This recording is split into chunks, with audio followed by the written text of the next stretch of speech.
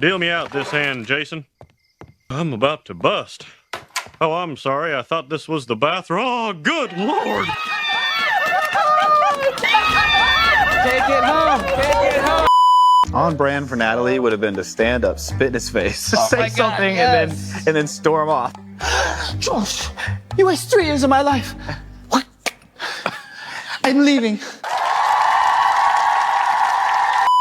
After he breaks up with me, I find out that he lives with a girl, and they keep saying to me, the dude is dating another girl. This is nasty and disgusting, and I don't want to be a part of it. He's not ever going to be a father of my child. He's not ever going to be my husband or anyone. No, this is not a man I want.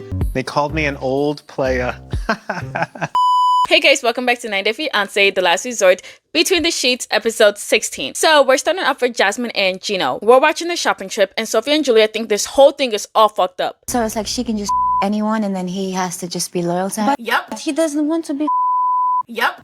By Jasmine. Yep. That's Yep. You're gonna broken up soon. Yep. So once they have this whole open marriage thing and they're nicer and happier with each other now, will their attraction come back that'll make Gino want to fuck Jasmine again? Or are they just never gonna fuck each other again? I don't know what to tell you. So Web was watching and she said that it's obvious that Gino's not with this. Gino has convinced himself that he doesn't want to be with Jasmine physically, but he doesn't want to be alone. And so when faced with, can she be with someone else or can I be with her? He chooses for her to be with someone else. She said that he never stopped to think, hey, what will it take for me to be intimate with my wife? She noticed that Gino has this response of, oh, I have to do this open marriage or end my life. What? I meant end the marriage.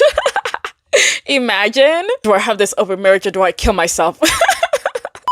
Anyways, she said that he's either thinking of an open marriage or ending his marriage, which shows a huge intimacy disconnect. And she also thinks that this has a lot to do with him telling her what he wants her to do. And I think it has a lot less to do with, oh, I need an emotional connection, and more of like, I need you to do what I'm telling you to do. I need you to follow what I say. And that is not okay.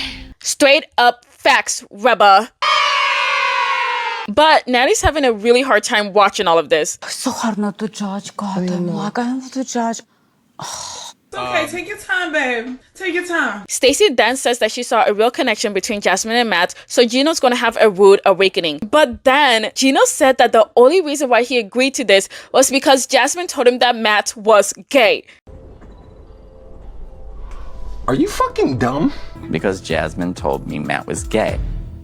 Really, nigga? Why would a gay man want to have sex with Jasmine? Why? I don't know any gay men that enjoy having sex with women. That's why they're gay. Right. Gino, you're a fucking idiot. Okay, so there's some education that needs to be done. I can see that. Well, this gay person could have sex with Jasmine. Oh, but man. No, hold on. I mean, like, just to potentially satisfy her needs, right? As a friend. You guys were just going to borrow. That was going to be it. Kinda, yeah. Gino! You guys, the more he talks, the dumber he sounds. Josh said that she played him, and Gino's having a really hard time realizing that, yeah, she definitely did. She understands by telling you he's gay, you're not going to be, like, too much involved into the actual relationship. You got taken for a ride. I mean, yeah. You're so dumb. You are really dumb. For real. Okay, moving on to a never before scene of Natalie and Sophie talking. Like, did you guys ever think that this would happen? Because I definitely didn't. Who would have thought? Not me. But Sophie tells her that she and Rob are just doing okay because some days he'll be nice to her and then other days he'll be mean as fuck. So, like, nothing new. We have the recommitment ceremony coming up, and I have to really make a decision because he's moving to LA. Like, he's moving from a different state. So it's like, I'm going to decide whether I'm going with him or we're just going to separate. LA is cool. Natalie asked her what's holding her back, and she said that she made friends in Austin and she has a good support network there, and if she goes to LA, then she'll have no one. Well, I tell you one thing. If you move to LA, you will not be alone. If you would let me and give me a chance to show my different side of, like, as a friend, I'm the best. What? Not Natalie trying to make friends. Jasmine's watching and she's like, nah, Natalie's full of shit and she's just trying to redeem herself. Not because she actually cares about what she did to Sophie, but because of what other people are thinking of her. Sophie then said that she did go to LA and her and Natalie had a mutual friend there, and when Natalie found out that the mutual friend was hanging out with Sophie, she wanted to come along too. Absolutely not. But Sophie said no because she did not want to hang out with Natalie. I can't be fake. Like, I don't like her. I don't believe any of the apologies she's given. Why would I want to be friends with a woman that sees me as a competition and makes digs at me and talks about me? And I think she kind of thinks I'm a little bit of a pushover. I don't know what it is. To think that I would be okay with having dinner with her after everything? No. I completely respect that because who wants to be friends with somebody that badmouthed them the whole entire time? Like, no thank you. You're blocked. Bye. And don't email me in a week and be like, oh my God, I didn't do anything. But Natalie said that she did attack Sophie for no reason. And Sophie's like, yeah, but that's because Josh made you crazy. And they start bonding over their hatred of men. And Rob is like, oh, so it's our fault. Very typical. It's always our fault. Our disrespect, our fault. Their disrespect, our fault. For her to tell like before, I want to make Natalie jealous. She did, right? Yeah, but apparently that's, that's Josh's fault. And then Natalie telling like, I'd be angry to you for no reason. Like, but it's a guy's fault though. There's a guy here whose fault it is. Well, he's not wrong. Everybody needs to be in control of their emotions. But let's not act like Josh didn't do anything wrong either because he did text Sophie because, he wanted to fuck Sophie. And Sophie also played her role because she wanted to make Natalie jealous. So yeah, everybody's wrong here. I think you deserve better than him, to be honest. He's just a player. Like, I don't think you should take him serious. But then Natalie says that Josh is getting old. It's like he's not a Peter Pan from, the guy is getting old. Yeah. They called me an old player. How old is he? 43. Sophie said that 43 isn't even that old, but she thought that he was 57. Sit your stupid motherfucking ass down. I thought he was in his 50s for sure. I thought he was like my dad's age. No, I thought he was 57 because I don't like Josh. I think we all know that. But come on, he does not look 57. Like, what? Clearly, he does look like he's 43 or in his 40s. I feel like Sophie's just really bad with guessing people's ages because remember when she kept going on and on and on about Natalie being like 60, 70, 80? Like, girl, come on. She doesn't even look 26 or however old she is. She looks like she's in her early 30s, if I'm being honest. But whatever. Fun fact, me and Sophie are the same age. Also, I like to lie. What is wrong with you? Anyways, she does say that he has a good body for his age, but the face isn't giving. Body's good, fashion's good. Yeah, the body's giving like 30. How did you No, that's generous. That's Rob's. Rob's older than that. 35. There you go. 30? I'm trying to be nice. I feel mean because I thought he was 57, so that's kind of bad. Yes, ma'am. Now for never before seen of group therapy, and it's his sex class, and it's like a BDSM playground. Lord have mercy. Brandon is the first to get up, and he puts on a dog mask, and he becomes a completely different person. This city has been plagued by crime too long. It's time this city knew true justice by the name of Sex Man! Lord have mercy, I'm about to bust. They always say that Brandon is like an introvert, but then he does shit like this, and I'm like, really? That's so funny. Anyways, Jasmine and Gino go next, and she gets on this swing thing, and then Gino grabs her, and he starts going crazy. Take it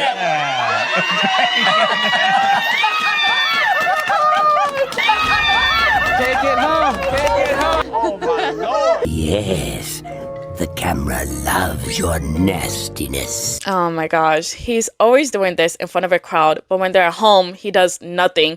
And Reba says the exact same thing. But Gino's like, oh wow, this was one of the few times I actually had fun here, and it's giving me hope about my relationship with Jasmine. And it's like, you're telling us that you engaging in an intimate activity is giving you hope when you chose not to be intimate with your wife. Does that make sense? Does it make sense? My biggest question is why? How are you so comfortable in front of these strangers, but very anti and distant when it's in the bedroom with your partner? I can't present solutions. I swear to God, I did not cut that scene. They really stopped that girl from talking mid-talk. Isn't that... What? That's so funny. I don't know what the fuck happened. Anyways, the following scene is just Brandon with his dog mask again. All right, Rob, you ready? What are we doing? What the is that? Moving on to a never before scene with Natalie and Julia. Julia said that she was disappointed with Natalie because people told her that Natalie was laughing when she was sharing her important things. And so Julia clarifies that during the Band-Aid therapy, Rob told her that Natalie was laughing and throwing paper airplanes when she was talking about her fertility treatments. Yeah, me and Rob were both pissed because we were like, why is she throwing while you were like having a really vulnerable moment. And that's what makes me so angry, because later Stacy confirmed this and Florian, like, I'm so angry too, because what the hell? She then brings up that she tried to talk to Natalie when they first arrived and gave her some encouraging words, but the first thing that Natalie told her was that she was fat. I'm very glad that Julia called Natalie out. Natalie knew what she was doing. All she cared in life is to be the center of attention. So I think that Julia has every right to be mad about the first thing that she said. But the second thing that she said is kind of like, because Natalie only said that because you guys had beef during the tell-all. That's it. She didn't know that you were coming for peace until after she said what she said. So I don't really know why she brought that one up as an example. But her first example is like, is valid. She has every right to be mad about that. You don't need to be my friend. Just be here for respect everybody. You're laughing when I'm talking about this, but I came here for sharing like real stuff what inside me for 2 years. I said I talk with therapists, I don't want to share in the group anymore. But Natalie full on apologizes to Julia. Oh my gosh, this is a whole new Natalie. She said that she's been dealing with her own issues, and if she was laughing, it had nothing to do with her. She said that the pressure that she's coping with affects how she reacts, and she becomes childish, and then she apologizes again. I just said stupid thing, and I apologize for that, because some things, even if we are enemies, some things are just like so mean. It was my mistake, and I think I would do differently now. Wow, what a moment I will never forget. A moment that is most pleasing to me. I don't care if y'all gonna hate me for this, but I love this side of Natalie. I feel like she is growing. I feel like she is becoming better. Yeah, she might look fake, but I think she is maturing here. And it's about time. Isn't she like almost 40? She's 57. Moving on to Jasmine and Gino. Rob still can't believe that they decided to have an open relationship. He said that this type of relationship doesn't start with two people not having sex, and something gotta bring you home. Maybe he doesn't suck toes the right way. He just doesn't get the pinky toe like I need it. And Gino, you're the only one that could ever get that pinky toe like I need it. Maybe he licks it the right way, and she realizes he was what she wanted all along, and they come back together.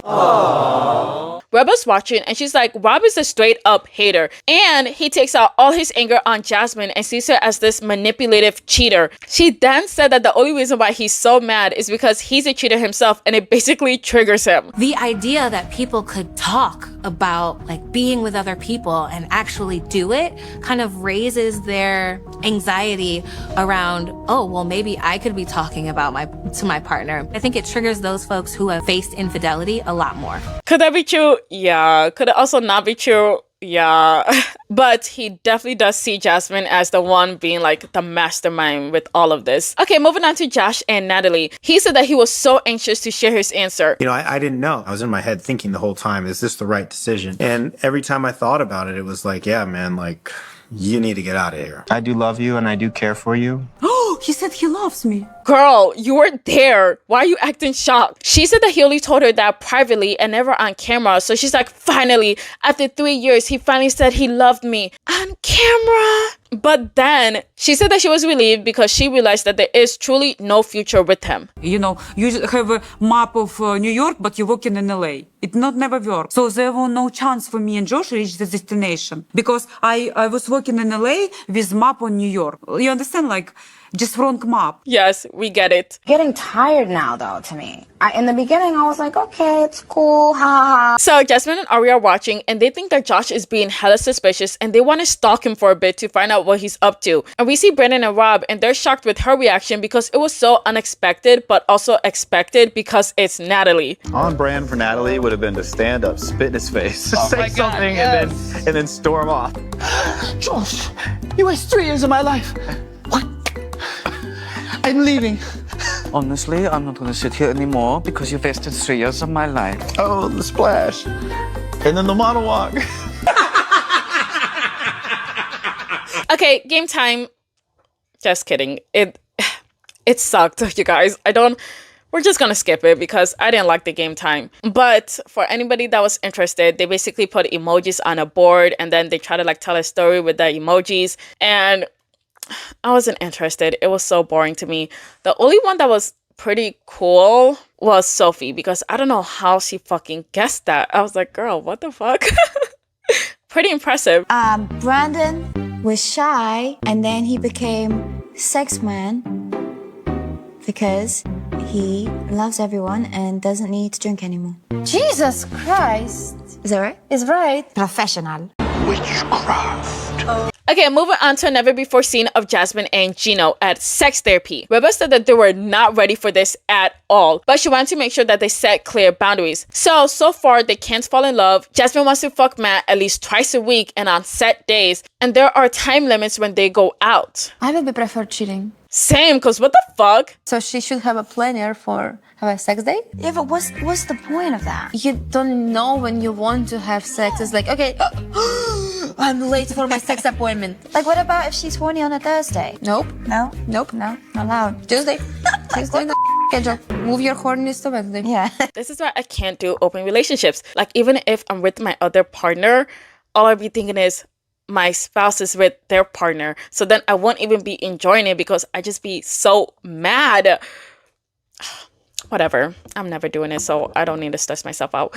Anyways, Gino agrees, and Stacey and Natalie are like, why don't they just get a divorce? And that's what we've been all asking. Just end it. You guys are not open marriage material. You don't think so? No. That you'll So really be maybe happy, though. we could come together over time and get rid of this open marriage, get rid of this third person, and that we could be happy together at some point. Oh, he just answered my question that I had at the very beginning of the video. Do you guys remember that question? Don't worry, I'll go back for you guys.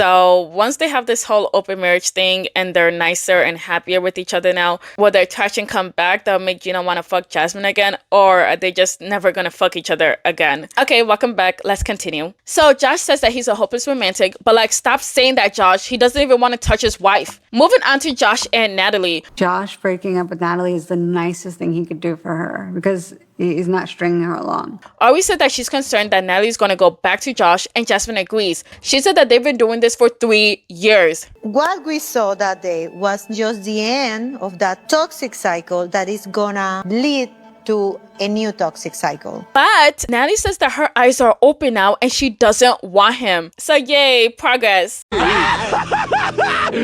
Finally! I don't want a man in my life, especially a father of my child, who will look for ways to make me look crazy. Then Natalie confirms what we already knew. After he breaks up with me, I find out that he lives with a girl, and people say we spotted them on a plane, flying the same direction, we spotted them in a bar, we spotted them there, and they keep saying to me, the dude is dating another girl. This is nasty and disgusting. She's like, I was a beautiful flower. He took me and he was like, oh, what a beautiful flower. Oh, look, there's another beautiful flower. And he just threw me away. And that is nothing, but it was life. It was someone's life there. I'm a free person. I'm a free woman. I'm meant to that. Amen. Oh, what a bittersweet ending to like that whole mess. Anyways, that's the end of that episode. But wait, remember when I did the extreme cheapsteaks video? Problem with that is that that video got copyright striked before I posted it. But I went back and I edited it and edited it and edited it again and again and again. Kept getting copyright striked, and I was like, okay, I could either post it and I make bank, or not post it and I make bank. So obviously I posted it because what the fuck. But I don't think I can do any more extreme cheapsteaks until I learn how many clips I can use. And once I do learn how many clips I can use, I don't think it's going to be much. So you guys are going to be kind of let down because it barely has any clips. But sorry. I'm going to do another show this week because remember I said I'm going to like switch out the shows. But also somebody asked if I could do a specific episode of Wife Swap. And I saw that episode and it's like 2 hours long. But it was made 16 years ago. So I ran a copyright check on it to test it, and it actually went through, like, no copyright claim. This was the whole episode, unedited, untouched, and I was like, oh my gosh. So I'm thinking for that video we're gonna do a reaction watch that video, and obviously I'm gonna edit it and cut it down and so on, but I'm gonna do that and I'm gonna post it on Sunday. But then it got me thinking, oh my gosh, every Sunday we can be doing like reaction videos. And I was thinking of there's these two creators that I love to watch, but I haven't watched them recently because I did want to add them to this channel, but I want to do reaction videos of their videos and do it on Sundays as well. One of them is Yudi and the other one is Gidon Premium. He has a channel called Gidon and another one called Gidon Premium. But yeah, I'm gonna start watching those guys as well. Once again, you can choose to watch, you can choose not to watch. It doesn't matter, it's fine, because it's just for fun. Okay, I'm not gonna force you for now. Anyways, that's the end of this video. But wait, I need to give a super thanks to 2 super thanks. The first one is JD Baby. Thank you. You're not my scrapbook. And next is Lucas Tillo. Thank you. You're also my scrapbook again.